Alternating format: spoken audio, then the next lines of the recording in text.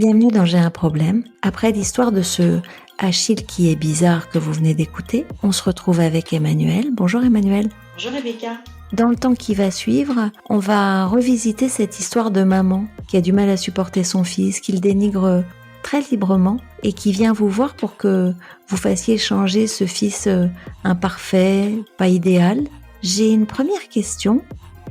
Est-ce que c'est fréquent pour vous d'être consulté pour faire changer l'autre? Oui, c'est extrêmement fréquent dans deux types de situations, je trouve, essentiellement, même s'il y en a d'autres.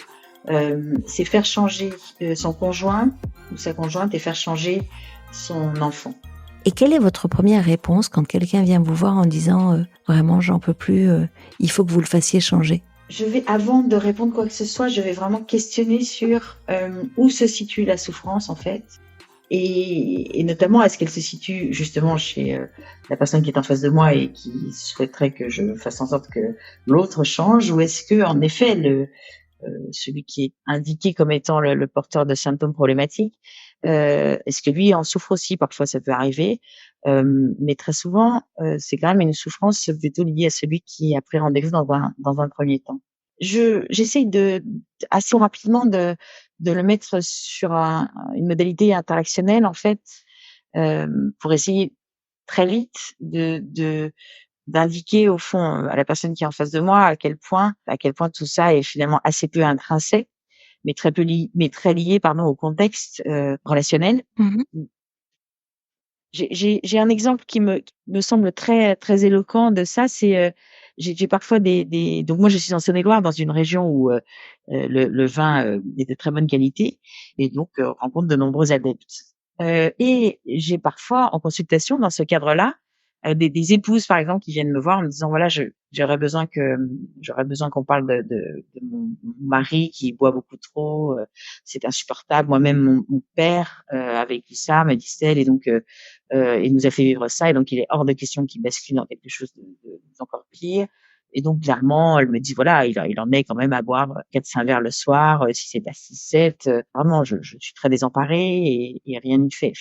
Et après avoir en effet observé un peu ce qui se passait à ce moment précis, je pose cette question une fois que notre relation est bien entendu extrêmement établie et très affectueuse. Je pense que l'affection c'est important dans ce genre de situation. Et je leur dis souvent euh, sur ces 6 verres ou sur ces 7 verres, quel est le nombre de verres qu'il boit selon vous, pour essayer d'oublier à quel point vous lui demandez d'arrêter de boire. Et ça donne quoi comme réaction?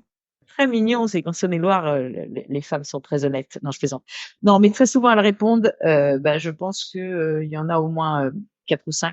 Et donc c'est intéressant parce que ça permet du coup de dire donc moi c'est 4 ou 5 verres qu'il boit pour arrêter de penser au fait que vous lui demandez sans cesse d'arrêter de boire. Moi c'est 4 ou 5 verres, je peux travailler là-dessus avec vous. Pour le reste des verres, ça ne dépendra ni de vous ni de moi. Ok, joli. Si on va du côté de la maman d'Achille, donc l'histoire pour mémoire, elle vient vous voir, finalement son fils est bizarre depuis qu'il est tout petit, il fait rien comme les autres, il n'est pas normal, il y a un truc un peu il est pas normal, elle le dit pas, mais en tout cas moi je l'ai ressenti avec un peu de douleur, il est décevant finalement, ce garçon. Et elle vient pour ta faiblesse, son problème, c'est quoi? Elle vient pour le faire changer. Sa demande explicite, c'est aidez-moi à le changer, on est d'accord. Elle veut prendre le contrôle sur ce garçon pour l'emmener vers quelque chose qui correspond à son idéal à elle, c'est ça? Oui, c'est ça. C'est très intéressant cette situation. C'est pour ça que je l'avais sélectionnée pour mon livre. Ce qui est très intéressant, c'est que justement l'aspect non normatif de l'école de Palo Alto, là, doit être un de nos mâts, en fait, le mât auquel s'accrocher. Dans mon équipe, on est tous très touchés par tout ce qui est souffrance enfantine, adolescente, etc. Enfin, les mômes, c'est vraiment des personnages qui sont importants pour nous, et apaiser leur souffrance, c'est un peu notre combat de tous les jours. Et donc, quand on se retrouve face à une maman qui visiblement, appelons les choses clairement, n'aime pas son fils tel qu'il est, c'est assez bouleversant parce qu'en effet, on se dit mais je veux dire, Il doit souffrir. oui, et il doit souffrir terriblement, et du coup, on a envie de positiver, on a envie de dire oui, enfin bon, en même temps, voilà, c'est quand même super bien d'avoir un fils comme ça, etc. Et ce faisant, on est très normatif en fait. C'est-à-dire que Mmh. on va pas se saisir de la souffrance de cette maman. Or moi, je pense que avoir un enfant qui est pas comme on aurait aimé qu'il soit, avec tout ce qu'on a pu imaginer comme voilà, comme idéal, c'est une vraie souffrance. C'est une vraie souffrance. Et cette souffrance-là, je pense que c'est hyper important qu'on la prenne, qu'on la câline de souffrir de ça, cette maman, parce que sinon on perd la relation et donc on n'aidera pas l'enfant, en fait, en quelque sorte. Alors, je pense qu'il faut faire un temps d'explicitation pour les gens qui écoutent. Qu'est-ce que ça veut dire non normatif? Donc, je vais le clarifier. On a dans nos, et vous me compléterez si je suis imprécise, mais on a dans nos interactions, dans nos façons de vivre ensemble, dans nos façons de nous représenter le monde, un certain nombre de représentations avec ce qu'est la norme, ce qui se fait, ce qui ne se fait pas, de mémoire. Chacun peut-être pense que dans une famille, les repas se prennent en famille matin, midi et soir, alors que peut-être dans d'autres familles, le repas c'est chacun dans sa chambre.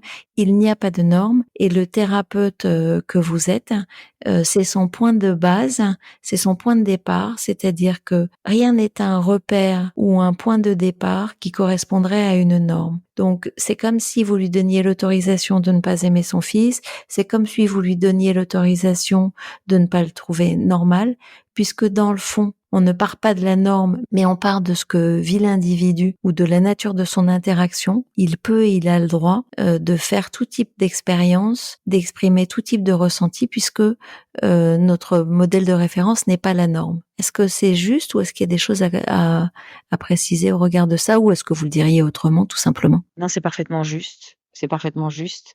Et donc, j'ajouterais que parfois la norme, ça peut être la morale, et qu'en effet, on est en ce moment dans un monde où moralement, on doit aimer ses enfants. Ça n'a pas de sens de pas aimer ses enfants, c'est extrêmement mal vu.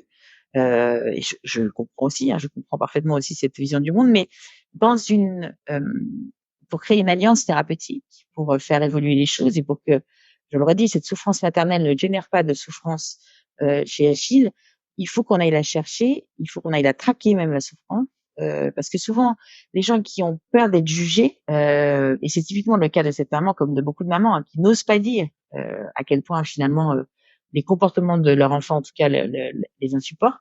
Du coup, cette espèce de honte crée une espèce de dissimulation pendant la thérapie, d'autant plus forte que on sent un jugement normatif ou moral émanant du thérapeute. Donc, c'est vraiment hyper important à un moment donné, non pas d'aller valider des choses qui nous semblent tout à fait inopérantes, immorales, etc. C'est pas du tout ça, mais l'idée c'est d'aller chercher ce qui, au fond, fait souffrir cette personne et en quoi cette souffrance, elle est légitime. Pourquoi? Parce qu'une souffrance, quand elle est là, elle est légitime. Elle n'a pas besoin d'explication de texte pour être légitimée. Mmh. C'est marrant, donc évidemment je connais le modèle, mais c'est la première fois là dans cet échange que je le visualise presque comme, la première chasse au trésor.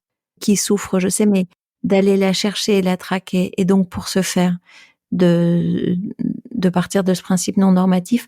C'est intéressant pour un patient, je trouve, d'aller voir un thérapeute non normatif parce que ça lui donne toutes les libertés. D'une certaine façon, quand il le sait, ça le libère de la honte, de l'expérience de la honte, de l'expérience de l'humiliation, puisque il est légitime à éprouver, à exprimer et à partager tout ce que sont ses ressentis, sans forcément partir sur de la psychanalyse ou des choses très profondes, puisque la base c'est il n'y a pas de normes, donc tout est normal finalement. Ce serait presque comme ça. Il n'y a pas de normes, donc tout est normal, y compris l'expérience que je fais de ne pas aimer mon fils. Tout à fait. En tout cas, tout est légitime au niveau émotionnel.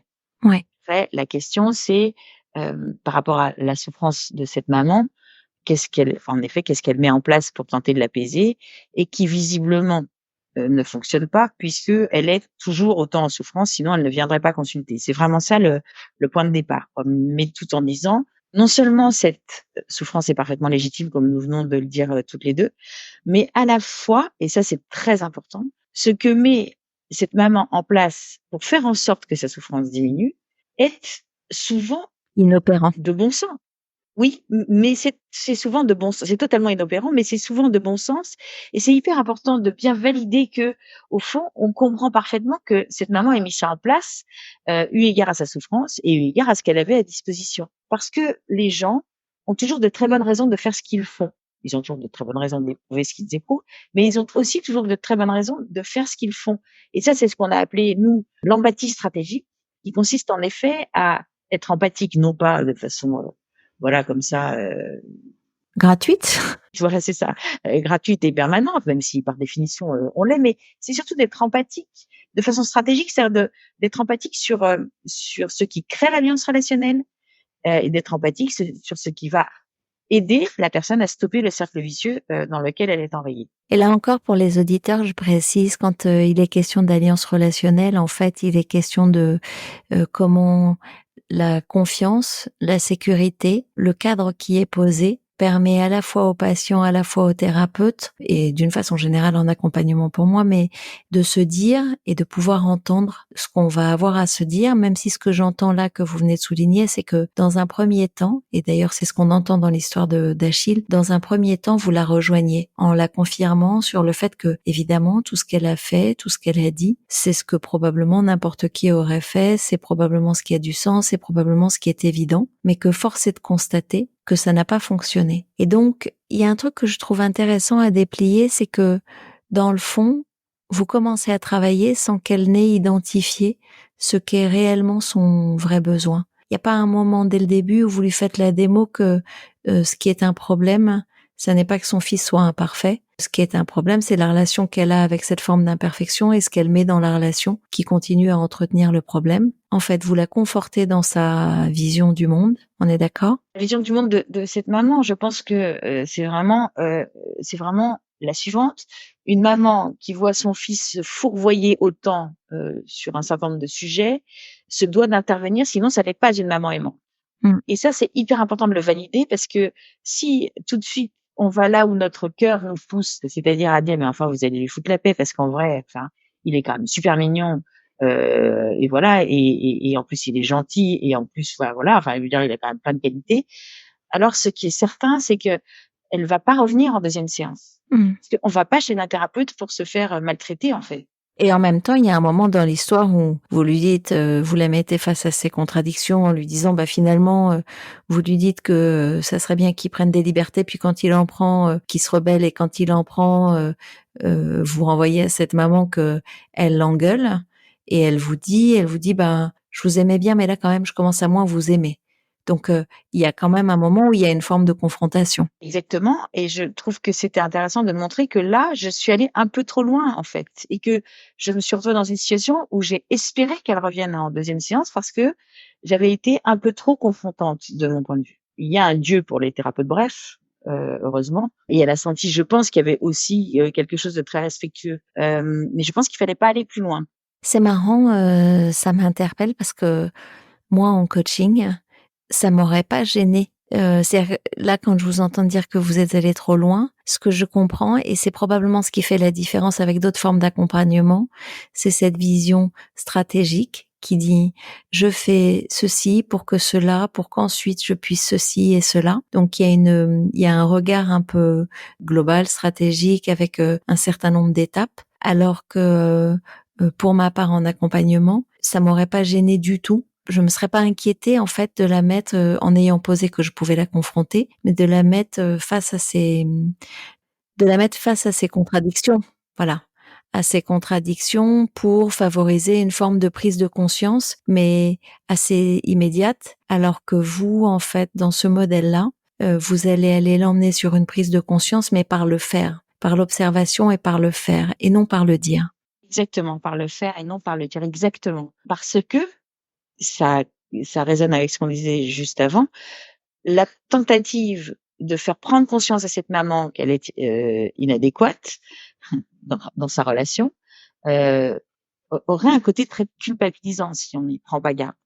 Mmh. Alors que lui faire observer de façon très indirecte, si ce qu'elle fait fonctionne ou ne fonctionne pas, on se place plus comme, vous le disiez, tout à fait pertinemment du côté de la norme ou de la morale, mais on se place du côté de ce qu'on appelle dans notre jargon une expérience émotionnelle.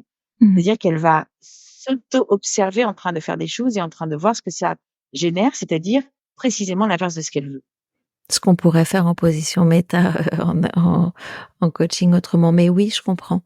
Et c'est pour ça d'ailleurs que dans les prescriptions que vous faites, il y a vraiment quelque chose qu'on pourrait expliquer à un enfant de 5 ans qui est prends un carnet, regarde et remets dans ton carnet ce que tu as vu. Et derrière, on va le travailler en séance. Mais c'est assez simple. Finalement, c'est le fait de faire n'est pas simple, mais se regarder faire ne met pas nécessairement de pression de savoir-faire ou de compétences particulières. Il y a juste à observer et à retranscrire.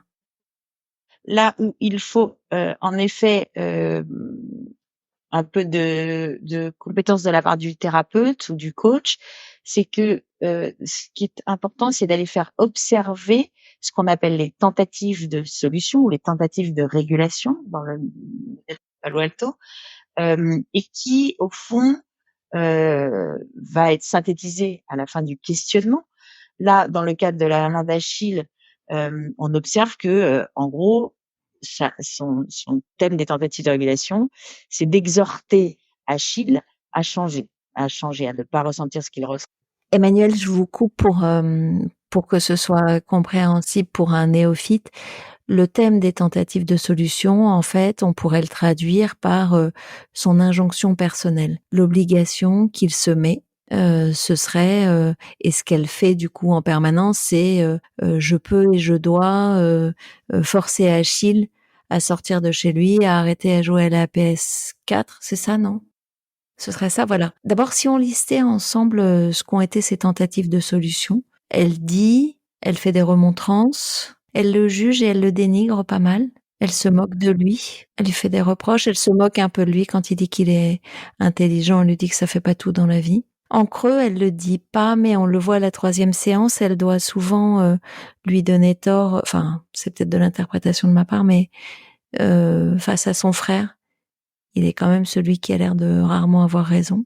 Bon voilà, pour solutionner, elle dit, elle reproche, elle pointe, elle exhorte. Je synthétiserai en disant qu'en effet, son thème, c'est exhorter Achille à être autrement qu'il est, à ressentir autrement qu'il ressent, à faire autrement qu'il fait. Donc, c'est exhorter Achille à changer. Mmh. C'est intéressant de le mettre à l'infinitif parce que ça permet ensuite, quand on veut lui demander de faire l'inverse de ce qu'elle a fait jusqu'à présent pour précisément cesser ce qui alimente le cercle vicieux, on va aussi aller puiser dans un verbe d'action à l'infinitif. Mmh. Oui, parce que ce qu'on n'a pas posé, c'est que l'idée de ce modèle et de ce que vous allez faire, c'est d'identifier ce qu'elle fait toujours plus pour essayer de résoudre son problème et de l'emmener à l'exact opposé de ce qu'elle a l'habitude de faire pour faire ce que vous appelez, je crois, une expérience émotionnelle correctrice. En faisant un virage à 180 degrés, en partant du principe qu'il est beaucoup plus facile de faire l'inverse de ce qu'on fait plutôt que d'arrêter de faire ce qu'on fait. Mmh. Autrement dit, c'est très difficile d'arrêter ce qu'on a l'habitude de faire. Exactement. C'est très difficile d'arrêter tout simplement ce qu'on a l'habitude de faire. Et donc, c'est un outil, en fait, le virage à 180 degrés, l'expérience émotionnelle qui va générer une expérience émotionnelle. Le virage à 180 degrés, c'est vraiment un outil pour stopper les tentatives qui alimentent le problème. Et comme on ne peut pas être assis et debout à la fois, à partir du moment où on demande à quelqu'un d'être debout, il arrête d'être assis. Mmh. Intéressant. Si on l'a, alors, Je disais donc en l'espèce, en effet, ce virage-là pourrait être synthétisé avec renoncer à enlever son fils. mmh. Et c'est vers là, en fait, que vous allez l'emmener. Comment je peux faire pour l'amener à renoncer, à changer son fils? Enfin, comment je vais lui prescrire de renoncer à changer son fils? Exactement. Sachant que, bien entendu, le lui dire comme ça est absolument inentendable pour elle. Mmh, bien sûr. Et du coup, comment vous réfléchissez? Et du coup, je me rends compte qu'il y a dans cette façon qu'elle a d'être au monde avec en tant que mère, avec lui, en tout cas pas avec l'aîné, ce que Bateson, qui est un des penseurs absolument fondamentaux de ce mouvement de l'école de Palo Alto, appelait un but conscient. Mmh. C'est-à-dire qu'elle est complètement saisie par cet objectif ultime qui est d'avoir un Achille enfin plus souple, plus social, moins prétentieux, etc. Qui vraiment l'obnubile dans en tout cas ce territoire qui est sa maternité. Et au fond, elle se dit en permanence, il faut impérativement, en effet, comme on le disait tout à l'heure, que Achille change, parce que si Achille ne change pas, alors ça va être un enfer pour lui, pour moi, pour tout le monde. Donc, et elle n'a même pas envisagé en fait l'idée qu'il pourrait ne pas changer. Mmh. Il y a plein de gens qui sont saisis comme ça par des buts conscients extrêmement euh, chronophages, extrêmement preneurs d'énergie, enfin je veux dire qui ont vraiment un peu tout leur quotidien Qui mettent à l'arrêt. qui mettent à l'arrêt totalement, ou alors plus exactement qui d'une certaine manière fonctionnent un peu comme des bulldozers qui ne regardent pas du tout tous les feedbacks en fait générés par leur but conscient. Ils sont comme aveuglés en fait par cette seule priorité, ce seul objectif. Et donc quand il y a des feedbacks qui leur sont envoyés, comme par exemple comme feedback, Achille qui ne change pas, Achille qui va de plus en plus dans sa PlayStation, Achille qui commence à avoir l'air triste. Tout ça sont des feedbacks qui montrent que ce bulldozer non seulement n'atteint pas son objectif, mais en plus fait du mal sur son passage. Tout ça, elle ne le prend pas. Mmh. Et ce que nous apprend Betson, c'est que quand quelqu'un est saisi comme ça par un objectif qui lui semble en plus tout à fait politiquement valable, enfin si plus moralement valide, enfin évident en fait, et qui n'a pas envisagé, je le redis, de plan B en fait. Qu'est-ce qui se passe si jamais en effet Achille ne correspond pas à l'image idéale que je me suis fait de mon enfant? Alors vraiment l'idée c'est d'aller débrancher ça de façon très très questionnante et pas du tout en l'assénant comme une espèce de vérité, mais en posant cette fameuse question que je lui pose. Si vous étiez sûr qu'Achille ne pourrait jamais changer, ne pourrait jamais être celui que vous aimeriez qu'il soit, que feriez-vous ce soir? Quoi que vous mettiez en place, quels que soient les trésors de créativité et d'intelligence que vous mettiez en place, quels que soient tous les soignants que vous l'enverriez potentiellement voir, si vous étiez sûr, sans l'ombre d'un doute, qu'Achille ne changera jamais, qu'est-ce que vous feriez de différent ce soir avec lui? Mmh. OK, et ça la met en mouvement, en fait, ça la plombe, elle doit probablement, enfin, en tout cas, moi, j'ai imaginé en lisant l'histoire qu'elle devait avoir un peu un moment de dépit, d'abattement, en fait, de se dire: «Bah, mince alors, je vais me le trimballer comme ça, toute la vie», et puis une fois qu'elle a passé cette émotion-là, elle se met en réflexion et elle peut envisager, l'inenvisageable. Et elle peut du coup commencer à se mettre en mouvement. Finalement, ce contre quoi elle se bat, c'est vraiment ces représentations, ces modèles, cette injonction que vous avez appelée thème. Et elle n'a pas conscience que elle se bat toujours avec la même chose, mais toujours surtout avec le même résultat qui n'est pas satisfaisant. Qui même aggrave, hein, je trouve. Il y a oui, c'est un résultat non satisfaisant, voire qui se détériore de plus en plus. Oui. La relation est de moins en moins bonne, il semble de plus en plus triste, il est de moins en moins investi dans les territoires dans lesquels il faudrait qu'il s'investisse. C'est vraiment une spirale négative amplificatrice. Mmh. Et finalement, il l'embrasse plus, il lui dit à peine bonsoir, et cetera, et cetera. Finalement, à quel moment se fait la révélation pour elle, la mise en mouvement pour le changement? D'ailleurs, il y a une chose qu'on n'a pas posée, c'est, comment vous vous assurez au départ qu'elle va être en capacité de changer? Comment vous vous assurez au départ qu'elle va être, suffisamment volontaire ou en capacité de changer? Alors, en fait, je ne m'en assure pas parce que, hem, à partir du moment où elle répond à cette question absolument douloureuse et vraiment il faut hyper, comment dire? Assurer l'accueil de cette, de ces émotions que vont générer cette question, parce que très souvent les gens pleurent énormément comme s'il y avait des pleurs de renoncement. En fait, quand on a eu un combat qui nous a tenus, pendant toute une partie de notre vie, y renoncer, c'est quelque chose de physiquement très douloureux. Hem, mais une fois que cette question a été posée, et que la maman d'Achille commence à y réfléchir, elle arrive assez rapidement à cette alternative, qui est la sienne et sur laquelle elle n'est strictement aucune prise, et qui est soit vous voulez un Achille un peu bizarre, mais avec lequel vous vous entendriez pas, enfin bizarre, et avec lequel vous ne vous entendriez pas et qui vraisemblablement va s'éloigner de plus en plus de vous. Soit vous voulez un Achille bizarre, mais avec lequel la relation est bonne et qui pourra éventuellement se confier à vous quand ce sera trop dur pour lui. Euh, et là, à partir de là, c'est à elle de choisir, c'est pas à moi de choisir. Elle va très clairement faire un peu la liste voilà de ce qui va être lié en matière d'inconvénients à l'une ou l'autre de ces deux branches. Mais au fond, là encore, c'est de son émotion qu'il s'agit et c'est de sa relation qu'il s'agit. Et moi, je suis juste en train d'ouvrir une nouvelle perspective. Mmh. Mais la première reste entière. Mmh. Elle peut continuer à faire ce qu'elle fait avec Achille, mais elle va faire un choix, pour le coup, en connaissance de cause, parce que pour la première fois, elle va envisager la deuxième branche. C'est comme si, enfin, de mon point de vue, c'est comme si, bon, elle montait quelque chose en conscience et du coup qu'elle était dans sa pleine responsabilité. Et c'est ce choix-là, en fait, qu'elle fait en conscience de je poursuis, mais j'ai une part de responsabilité dans ce qui se joue. Et donc derrière, je peux pas me plaindre. Alors, enfin, l'idée c'est pas d'éviter la plainte, mais voilà, pour moi, c'est comme si dans ce processus-là, il y avait une façon de prendre conscience, de prendre la part de sa propre responsabilité, d'identifier les leviers pour changer et surtout de décider, ce qui est tout à fait entendable ou acceptable, de décider de ne pas changer, mais de le faire en conscience.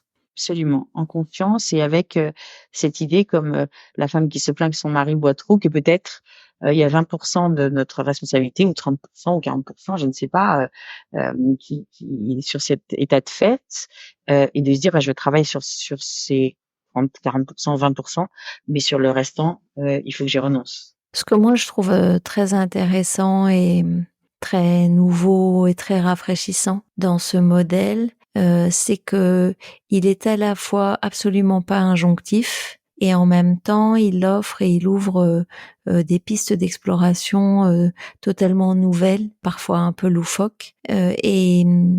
Alors parce que je fais du co-développement et d'autres choses, c'est une conviction pour moi que la théorie et la pratique délivre des savoirs différents et qu'en l'occurrence, il y a des savoirs que la pratique ou l'expérience délivre que la théorie est incapable de délivrer. Et cette mise en expérimentation, elle est assez spécifique à ce modèle-là, avec des garde-fous, je trouve. Je trouve que le thérapeute verrouille aussi un peu sur ce que pourraient être les risques, ou en tout cas permet de les dégonfler. Sa révélation, est-ce que ce serait ça? Est-ce que sa révélation, ce serait de dire, bah, dans le fond, qu'est-ce que je risque à essayer autrement et à voir ce qui se passe? Oui, je crois que c'est vraiment de cet ordre-là, sa révélation, avec sans doute aussi cette idée qu'elle se dit, j'ai un impact sur la relation avec mon fils, Mmh. un impact considérable, Ouais. puisque voilà, 50%, mais pas sur ce qu'il est intrinsèquement. Mmh. Ouais. C'est un truc particulier qu'on verra probablement dans un autre épisode, mais c'est une posture de cette catégorie de thérapeute de ne pas aller dans l'intrapsychique ou dans l'idée que ce soit l'individu qui dysfonctionne, mais bien que ce soit le contexte et l'interaction dans laquelle il est qui le conduit à faire des choses qui ne sont pas satisfaisantes pour lui ou pour un autre. Et donc, d'aller revisiter les choses en les abordant par ce contexte et la nature des interactions. Ok. Paul Watzlawick disait, nous ne soignons pas des gens, nous soignons des relations. Joli. Nous ne soignons pas des gens, nous soignons des relations. Emmanuel, en synthèse, si on est un peu la maman d'Achille, gênée, un peu embarrassée, qu'est-ce qu'on lui donne comme conseil? Qu'est-ce qu'on lui dit, à part d'aller voir, éventuellement d'aller consulter un thérapeute expert avec le modèle de Palo Alto? Mais qu'est-ce qu'on lui donne comme conseil pour commencer à se mettre en mouvement? Je pense que utilement, on peut lui dire, c'est pas parce qu'on déteste bon nombre de comportements de nos enfants que on les déteste eux.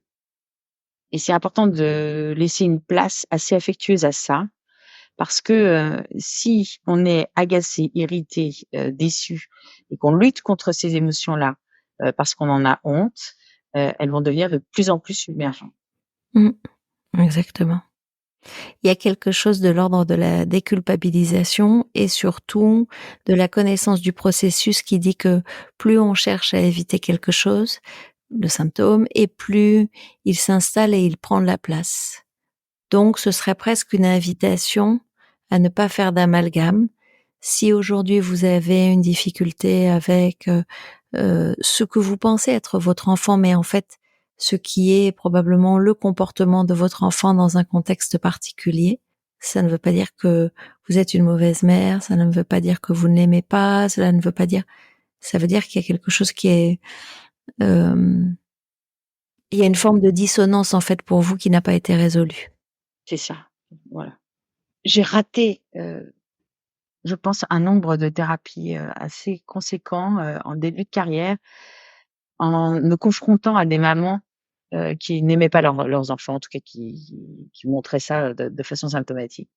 Ils ne les supportaient plus en fait, hein, vraiment, qui les détestaient.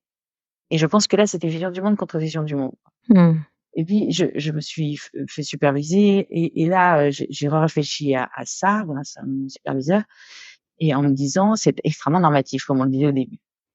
Et j'ai plusieurs groupes de supervision collective en live en fait, c'est-à-dire c'est des thérapeutes chevronnés déjà qui prennent des patients de nos centres et que je suis moi par vidéo en fait et par WhatsApp de façon conversationnelle. J'interviens quand je trouve qu'il manque une question, quand je veux les emmener thérapeutiquement vers autre chose. Donc c'est une supervision en live en fait.